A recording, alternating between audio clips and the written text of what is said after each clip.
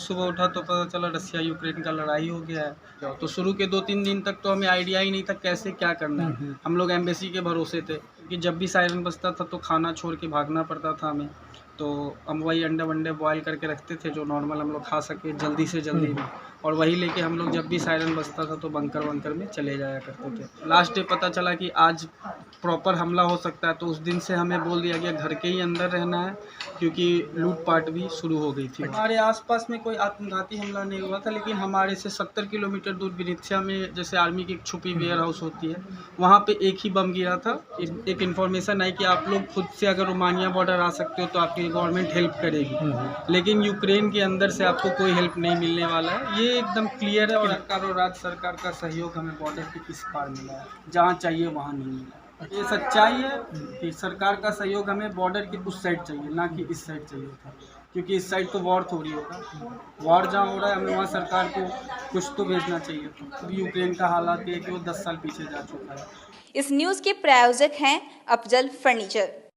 रूस और यूक्रेन के बीच घमासान युद्ध में भारतीय मूल के हजारों छात्र यूक्रेन में फंसे हुए थे, जिसके बाद परिवारों की जो चिंता है वो काफ़ी बढ़ गया था। मुजफ्फरपुर ज़िले की बात करें तो मुजफ्फरपुर ज़िले के कई क्षेत्रों में ऐसे छात्र छात्राएं यूक्रेन में फंसे हुए थे, जो लगातार घर वापसी के लिए सोशल मीडिया के माध्यम से सरकार से गुहार लगा रहे थे, और इस मामले में परिजन भी काफ़ी चिंतित दिखे। जब परिवार में संकट गुजरता है तो जाहिर सी बात है कि लोग चिंतित और व्याकुल हो जाते हैं। हालांकि योगेश जी घर वापस आ गए हैं, वतन वापसी इनकी हो गई है, और घर पे अभी हम योगेश जी के हैं, और यहाँ पे कांटी प्रखंड प्रमुख कृपा शंकर शाही और स्थानीय मुखिया इंद्रमोहन झा के साथ कई सामाजिक लोग भी बैठे हुए हैं। और बात हम सीधे तौर पर योगेश जी से ही करेंगे कि हालात क्या थी, किस प्रकार जीवन यापन हुआ इनका उस समय जब युद्ध चल रहा था, और स्थिति क्या थी, किस प्रकार इनकी दिनचर्या गुजर रही थी। योगेश, कैसा लग रहा था वहाँ जिस टाइम आपको पता चला युद्ध शुरू हो गया है यूक्रेन और रूस के बीच में, तो स्थिति क्या बन गई थी? हमें तो सुबह तक कुछ पता नहीं था, क्योंकि यहाँ के और वहाँ के टाइम डिफरेंस 3.5 घंटे का।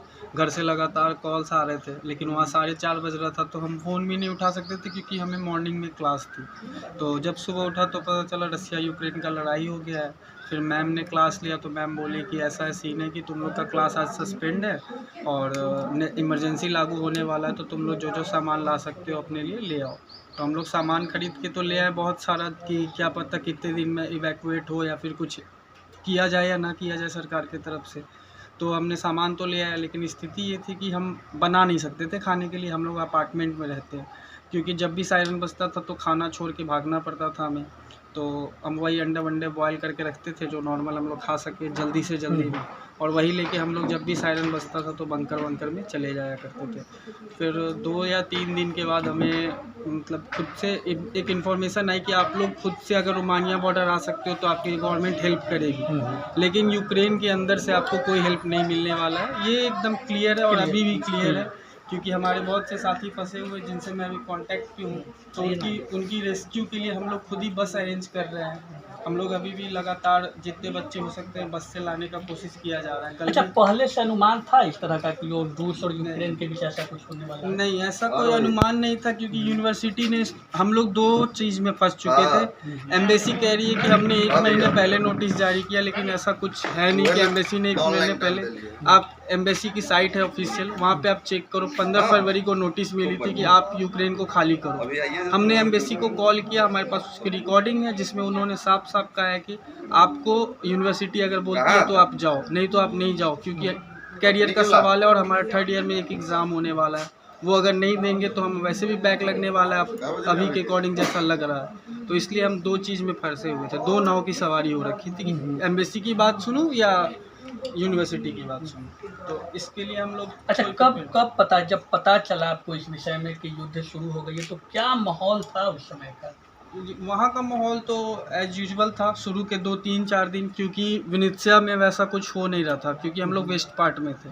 लेकिन धीरे धीरे जब उन्होंने अटैकिंग बढ़ाया तो फिर विनित्सिया में भी धीरे धीरे बात बढ़ी, तो हम लोग को बोला गया निकलो, जल्दी से जल्दी निकल सकते हो तो निकल जाओ। तो शुरू के 2-3 दिन तक तो हमें आइडिया ही नहीं था कैसे क्या करना है। हम लोग एम्बेसी के भरोसे थे। फिर हमने कुछ सीनियर से कंसल्ट किया, तो उन्होंने बोला कि ऐसा है कि तुम लोगों को खुद ही अरेंज करना पड़ेगा। तो फिर हमने जो नॉर्मल रेट्स होते हैं उससे ज़्यादा पैसा दे के मैंने बस अरेंज किया। अभी भी मैंने भी खुद का पैसा लगा के 10-15 लोग का बस अरेंज करके रखा हूँ। अच्छा। तो ये सिचुएशन। अच्छा, सिचुएशन की जहाँ तक बात रही तो उस टाइम अनेकों भारतीय मूल के छात्र वहाँ पे फंसे हुए थे, तो जहाँ पे आप लोग रहते थे उसके आसपास में भी कोई आत्मघाती हमला इस प्रकार के हुआ? नहीं, हमारे आसपास में कोई आत्मघाती हमला नहीं हुआ था, लेकिन हमारे से 70 किलोमीटर दूर विनित्या में जैसे आर्मी की एक छुपी वेयर हाउस होती है, वहाँ पे एक ही बम गिरा था, जिसके बाद से हमारे यहाँ मतलब हमारी हाई फाई सोसाइटी थी तो वो हाई अलर्ट पे चली गई थी। तो हमारे लिए एनी टाइम पुलिस प्रोटेक्शन नीचे खड़े रहते थे, और हमें जब लास्ट डे पता चला कि आज प्रॉपर हमला हो सकता है, तो उस दिन से हमें बोल दिया गया घर के ही अंदर रहना है, क्योंकि लूटपाट भी शुरू हो गई थी। अच्छा, तो फिर कैसे मतलब कि खाना पीना इन सब की तो काफ़ी दिक्कत का सामना करना पड़ रहा होगा? खाना पीना का ये था कि हमने सामान खरीद लिया था। हमें जब भी बीच में मौका मिलता था तो कभी मैं बना लिया या मेरे साथ के जो 4 लोग थे तो कुछ लोग मिल के हम लोग कुछ करके खा ले रहे थे। मतलब ऐसा कि पेट भर जाना चाहिए, ये भी नहीं कि उस टाइम प्रॉपर खाना नहीं। अभी मैं 10 दिन से हो गया है, मैं 10 दिन से यूक्रेन से बाहर हूँ, और 10 दिन में मैंने आज जाके प्रॉपर खाना खाया है, क्योंकि फ़्लाइट में मिला था, नहीं तो 10 दिन से ना सोया हूँ ना खाया हूँ। तो ऐसी हालात जो चल रही थी उसमें तो अनेकों छात्र का यही बीत रहा होगा? अनेकों छात्र के साथ यही बीत रहा है। कुछ अब आपने न्यूज़ में भी देखा है कि कल एक छात्र मर भी गया है, और कल एक मेरा फ्रेंड भी एक्सपायर हो गया, क्योंकि उसे प्रॉपर मेडिकल ट्रीटमेंट नहीं मिल पाया वहाँ पे। उसको हार्ट अटैक की प्रॉब्लम थी, वो कोमा में था। उस समय क्या महसूस कर रहे थे, अंदर क्या चल रहा था? घबराहट तो हो ही रही थी, स्वाभाविक है, लेकिन चल क्या रहा था कि कैसे घर वापस आया जाए, क्या कुछ लग रहा था आपको? हमें तो मेन टारगेट यही था कि एनी हाउ बॉर्डर क्रॉस करना। हमें बस यही एम्बेसी से नोटिस था, तुम बॉर्डर क्रॉस करोगे तो हम तुम्हारे लिए वहाँ पे खड़े हैं, क्योंकि इस साइड एम्बेसी के लिए कोई हेल्प नहीं थी। तो हमें बस दिमाग में यही चीज़ था कि किसी भी तरह से बॉर्डर पार कर जाना है। उस टाइम घर परिवार से बात होती थी, माँ पापा वगैरह जो सदस्य हैं? नहीं, ऐसा होता है कि बॉर्डर पे आपको पता ही है, नो मैंस लैंड का सीन है। तो वहाँ पे कभी नेटवर्क रहता है, कभी नहीं रहता है। वो भी इंटरनेशनल बॉर्डर है, तो कभी हमारा जो नेटवर्क है यूक्रेनियन सिम वो काम करता था, कभी नहीं करता था। तो जब हम लोग रात को 14 घंटे सफ़र करके पहुँचे थे, फिर 9 घंटे हम लोग जब रुके वहाँ पे, तब जाके हमें पता चला कि अब हम लोग क्रॉस कर सकते हैं। फिर वहाँ से हमें 8 घंटे बाद एक शेल्टर हाउस में ले गया, वहाँ फिर सिम मिला, तब जाके हमने घर पे कॉल। अच्छा, जिस दिन हमला हुआ रूस और यूक्रेन के बीच, उसके कितने दिनों के बाद आप रोमानिया बॉर्डर पहुँचे? पहले दिन तो सब कुछ नॉर्मल था, क्योंकि हमारे यूनिवर्सिटी के क्लासेस रेगुलर चल रहे थे। फिर 2 दिन बाद हमें इंफॉर्मेशन मिला कि नहीं, अब एनी हाउ खाली करना है इस जगह को, क्योंकि हाई अलर्ट पे सब कुछ हो चुकी है और इंडियंस को बहुत ज़्यादा खतरा है, क्योंकि हमारे लिए वो एक फॉरेन कंट्री है। और मेनली होता क्या है कि लैंग्वेज बैरियर बहुत ज़्यादा है। आप थोड़ा बहुत हम लोग सीखते हैं कि हम लोग उससे शॉपिंग वगैरह कर सकें, लेकिन उस टाइम ऐसा सिचुएशन है कि हमें नहीं पता कि यहाँ क्या एक्टिविटी होने वाला है। और आप यूक्रेनियन हो, हम आपसे पूछेंगे भी तो ट्रांसलेटर करके पूछेंगे क्या करेंगे, तो उसमें कुछ गुस्सा हो जाते हैं। और कुछ अच्छे होते हैं, जैसे हमारी सोसाइटी में कुछ अच्छे लोग थे, तो उन्होंने हमें नॉक करके भी बोला कि चलो तुम लोग बाहर बनकर चलो, यहाँ पे अटैक होने वाला है। अच्छा, सोशल मीडिया पे वीडियो भी आपने डाला था और सोशल मीडिया के जरिए सरकार से गुहार भी लगाई थी, कैसे दिमाग में ख्याल आया था? ऐसा है कि हमें बहुत सारे न्यूज़ चैनल्स वाले कॉन्टेक्ट करते हैं, लेकिन बात ये है कि मैंने बहुत न्यूज़ चैनल्स को बहुत इंटरव्यू दिया, लेकिन वो होता क्या है ना कि हम बोलते कुछ है और दिखाया कुछ और जाता है, तो वो चीज़ अच्छी चीज़ नहीं है, क्योंकि वो जो हम बोलना चाहते वो सरकार को नहीं पहुंचती, वो उनकी बात पहुंचती है जो उसमें अपना ऐड करके देते हैं। तो ये चीज़ आप अगर दिखाओगे तो अभी भी हमारे 5000 बच्चे फंसे हैं, उनके साथ नहीं कुछ होना। बिल्कुल, अभी भी बड़ी संख्या में भारतीय मूल के छात्र वहाँ पे। हाँ, अभी भी हमारे खार्किव और सूबी में बच्चे फंसे हुए हैं, जिन्हें निकालना बहुत ज़रूरी है। और खार्किव सबसे प्रोन अटैकिंग एरिया में है, जो बच्चे मरा था वो भी खार्किव से ही था। तो आप इस पे सोच सकते हो कि सरकार को इस पे इमीडिएट तो घर वापसी हो गई है, मतलब भारत फिर लौट आए हैं, घर में भी गांव पे भी आ गए हैं। वतन वापसी को लेकर के क्या सोचते हैं?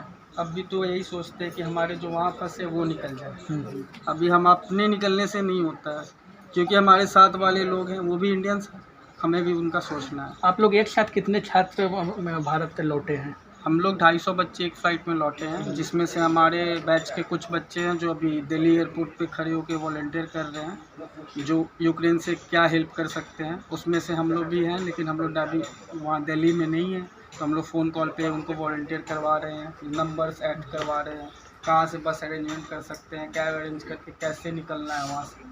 ये सब सब केंद्र सरकार और राज्य सरकार के सहयोग मिला आप लोगों को? केंद्र सरकार और राज्य सरकार का सहयोग हमें बॉर्डर के इस पार मिला है, जहाँ चाहिए वहाँ नहीं मिला। अच्छा, बस सरकार की सहयोग जहाँ पे चाहिए थी वहाँ नहीं मिला। हाँ, ये सच्चाई है कि सरकार का सहयोग हमें बॉर्डर के उस साइड चाहिए, ना कि इस साइड चाहिए था, क्योंकि इस साइड तो वॉर थोड़ी होगा। वॉर जहाँ हो रहा है हमें वहाँ सरकार को कुछ तो भेजना चाहिए था। अच्छा, मेडिकल की तैयारी कर रहे हैं, थर्ड ईयर भी चल रहा है, आगे की पढ़ाई भी करनी है, हालात जो बनी हुई है, क्या लगता है ये हालात सुधरेगी या फिर मतलब क्या लॉन्ग टर्म के बाद जाने की सोच है या हालात सुधरने के बाद क्या कहते हैं? इस पे हम कुछ अभी राय दे नहीं सकते हैं। अगर जल्द से जल्द सुधर भी जाती है तो भी अब यूक्रेन का हालात ये है कि वो 10 साल पीछे जा चुका है, तो हमें अब महंगाई का सामना करना पड़ सकता है वहाँ जाके, या फिर कोई भी सामान लेने जाएंगे जो नॉर्मल दिन में हमें वैसे भी, जब से करेंसी और कोरोना के कारण तो ऐसे भी महंगा हो गया था, तो अब वो और महंगा हो जाएगा। तो I think it will not be eligible for everyone because there are so many middle class family. तो योगेश जी थे और वतन वापसी के बाद हम इनसे बात करने इनके गांव पहुंचे और इनसे बात किया। हालात काफ़ी भयावह है और अब भी हजारों की संख्या में भारतीय मूल के छात्र वहां फंसे हुए। योगेश जी ने एक बात कही कि केंद्र और राज्य सरकार की जो मदद मिलनी चाहिए थी वो मदद मिली नहीं। रोमानिया बॉर्डर के इस तरफ आने के बाद इनको मदद मिली। हालांकि सरकार लगातार दावे कर रही है कि भारतीय मूल के छात्र जो भी फंसे हुए हैं यूक्रेन में उनको निकालने का प्रयास किया जा रहा है। लेकिन बधाई और शुभकामना, जिस भी माध्यम से योगेश जी अपने घर तक पहुंचे, अपने परिवार से मिले, इसके लिए धन्यवाद। और बीडी न्यूज़ आप देख रहे थे, मैं दिलजीत आपके साथ।